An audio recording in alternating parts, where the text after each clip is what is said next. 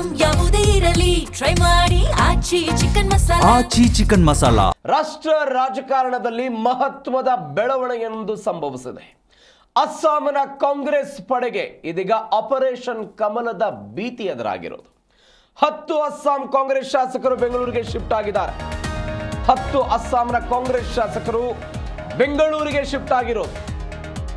ಚುನಾವಣೆಗೆ ಕೆಲವು ತಿಂಗಳುಗಳು ಬಾಕಿ ಇರುವಾಗ ಅಸ್ಸಾಂನ ರಾಜಕಾರಣದಲ್ಲಿ ಆಗಿರುವಂತಹ ಬೆಳವಣಿಗೆ ಇದು. ಕೆಲವೇ ತಿಂಗಳು ಬಾಕಿ ಇದೆ. 10 ಅಸ್ಸಾಂ ಕಾಂಗ್ರೆಸ್ ಶಾಸಕರು ಇದೀಗ ಬೆಂಗಳೂರಿಗೆ ಶಿಫ್ಟ್ ಆಗಿದ್ದಾರೆ. ಅವರನ್ನ ರಕ್ಷಣೆ ಮಾಡುವಂತಹ ಜವಾಬ್ದಾರಿಯನ್ನ ಅಸ್ಸಾಂನ ವೀಕ್ಷಕರು ಆಗಿರುವಂತಹ ನಮ್ಮ ರಾಜ್ಯದ ಉಪಮುಖ್ಯಮಂತ್ರಿ ಡಿ.ಕೆ. ಶಿವಕುಮಾರ್ ಹೆಗಲಿಗೆ ಆ ಜವಾಬ್ದಾರಿ ಬಂದಿದೆ. ಇದೀಗ ಅಸ್ಸಾಂನಲ್ಲಿ ಆಪರೇಷನ್ ಕಮಲ ತಡೆಯೋದಕ್ಕೆ ಡಿ.ಕೆ. ಶಿವಕುಮಾರ್ ಎಂಟ್ರಿ ಆಗಿರೋದು. ಭುವನೇಶ್ವರ್ ಮತ್ತು ಗುವಾಹಟಿಯಿಂದ ಬೆಂಗಳೂರತ್ತ ಶಾಸಕರು ಬಂದಿದ್ದಾರೆ. 10 ಜನ ಶಾಸಕರು, ಕಾಂಗ್ರೆಸ್ನ ಶಾಸಕರು ಶತಾಯಗತಾಯವಾಗಿ ಈ ಬಾರಿ ಅಸ್ಸಾಮನ್ನ ಗೆಲ್ಲಬೇಕು ಅಂತ ಕಾಂಗ್ರೆಸ್ ಪ್ರಯತ್ನ ಪಡ್ತಾ ಇದೆ. ಪ್ರಿಯಾಂಕಾ ವಾದ್ರಾ ಉಸ್ತುವಾರಿ ತೆಗೆದುಕೊಂಡಿದ್ದಾರೆ, ಜವಾಬ್ದಾರಿ ತೆಗೆದುಕೊಂಡಿದ್ದಾರೆ. ಅಸ್ಸಾಮಲ್ಲಿ ಕಾಂಗ್ರೆಸ್ ಅನ್ನ ಗೆಲ್ಲಿಸಬೇಕು ಅಂತ. ಇವೆಲ್ಲದರ ನಡುವೆ ಆಗ್ತಾ ಇರುವಂತಹ ಬೆಳವಣಿಗೆ ಇದು. ಆಪರೇಷನ್ ಕಮಲದ ಭೀತಿ ಎದುರಾಗಿದೆ ಅಸ್ಸಾಂ ಕಾಂಗ್ರೆಸ್ ಪಡೆಗೆ. ಅವರನ್ನ ರಕ್ಷಣೆ ಮಾಡುವಂತಹ ದೃಷ್ಟಿಯಿಂದ ಆ ಜವಾಬ್ದಾರಿಯನ್ನ ಡಿ.ಕೆ. ಶಿವಕುಮಾರ್ ಕೊಡಲಾಗಿದೆ. ಹೀಗಾಗಿ ಅವರೆಲ್ಲರೂ ಕೂಡ ಬೆಂಗಳೂರಿಗೆ ಶಿಫ್ಟ್ ಆಗಿದ್ದಾರೆ. ಮೇ ತಿಂಗಳಲ್ಲಿ ಅಸ್ಸಾಂ ವಿಧಾನಸಭೆಗೆ ಚುನಾವಣೆ ನಡೆಯಬಹುದು ಎನ್ನುವಂಥ ಲೆಕ್ಕಾಚಾರ ಇದೆ. ಇತ್ತೀಚೆಗಷ್ಟೇ ಅಸ್ಸಾಂ ಪ್ರದೇಶ್ ಕಾಂಗ್ರೆಸ್ ಕಮಿಟಿಯ ಅಧ್ಯಕ್ಷರಾಗಿದ್ದಂಥ ಭೂಪೇನ್ ಕುಮಾರ್ ಬೋರಾ ಸುದೀರ್ಘ 37 ವರ್ಷಗಳ ಕಾಂಗ್ರೆಸ್ ಪಯಣಕ್ಕೆ ಗುಡ್ ಬೈ ಹೇಳಿ ಅವರು ಬಿಜೆಪಿ ಸೇರ್ಪಡೆ ಆಗಿದ್ರು. ಅವತ್ತೇ ಕಾಂಗ್ರೆಸ್ಗೆ ದೊಡ್ಡ ಮಟ್ಟದ ಹಿನ್ನಡೆ ಆಗಿತ್ತು.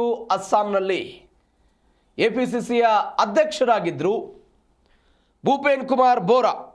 ಇದೀಗ ಅವರು ಫೆಬ್ರವರಿ 2026ರಲ್ಲಿ ಬಿಜೆಪಿ ಸೇರ್ಪಡೆ ಆದರು. ಇವತ್ತು ಪ್ರಧಾನಿ ನರೇಂದ್ರ ಮೋದಿ ಅಸ್ಸಾಂಗೆ ಭೇಟಿ ಕೊಡ್ತಾ ಇದ್ದಾರೆ. ಕೆಲವೊಂದಿಷ್ಟು ಕಾಂಗ್ರೆಸ್ ಶಾಸಕರು ಬಿಜೆಪಿಗೆ ಬೆಂಬಲವನ್ನು ವ್ಯಕ್ತಪಡಿಸ್ತಾ ಇದ್ದಾರೆ. ನರೇಂದ್ರ ಮೋದಿ ಅವರ ಆಡಳಿತವನ್ನು ಮೆಚ್ಚಿ ನಾವು ಬಿಜೆಪಿಗೆ ಬೆಂಬಲ ಕೊಡ್ತೀವಿ ಅಂತ ಕಾಂಗ್ರೆಸ್ನ ಕೆಲವರ ಮಾತು. ಹೀಗಾಗಿ ಆಪರೇಷನ್ ಭೀತಿ ಎದುರಾಗ್ತಾ ಇದೆ ಕೈಪಾಳಯಕ್ಕೆ.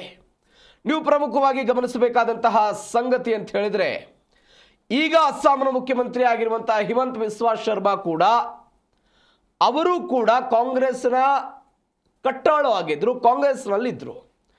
ಆದರೆ ಕಳೆದ ಚುನಾವಣೆಯ ಸಮಯದಲ್ಲಿ 2015ರಲ್ಲಿ ಕಾಂಗ್ರೆಸ್ಗೆ ಗುಡ್ ಬೈ ಹೇಳಿ ಬಿಜೆಪಿಯನ್ನು ಸೇರ್ಪಡೆ ಆಗಿದ್ರು. ಅದಾದ ನಂತರ ಹಿಮಂತ ಬಿಸ್ವಾ ಶರ್ಮಾ ಅಸ್ಸಾಂನ ಮುಖ್ಯಮಂತ್ರಿ ಆಗಿದ್ರು. ಇದೀಗ ಇವರನ್ನು ಸೋಲಿಸಬೇಕು ಅಂತ ಕಾಂಗ್ರೆಸ್ ಪ್ರಯತ್ನ ಪಡ್ತಾ ಇದೆ. ಆದರೆ ಇದೀಗ ಆಪರೇಷನ್ ಕಮಲದ ಭೀತಿ ಕೈಪಾಳಯಕ್ಕಿರೋದು. ಮತ್ತೊಂದು ಕಡೆ ಡಿ.ಕೆ. ಶಿವಕುಮಾರ್ ಅವರಿಗೆ ಜವಾಬ್ದಾರಿಯನ್ನು ಕೊಡಲಾಗಿದೆ.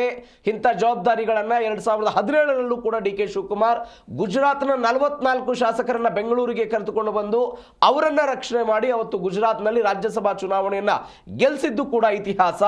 ಅಸ್ಸಾಂನ ವೀಕ್ಷಕರಾಗಿಯೂ ಕೂಡ ಡಿ.ಕೆ. ಶಿವಕುಮಾರ್ ಇದ್ದಾರೆ. ಏನಾಗುತ್ತೆ ಅಸ್ಸಾಂನ ಕತೆ ಕಾದು ನೋಡಬೇಕಾಗಿದೆ.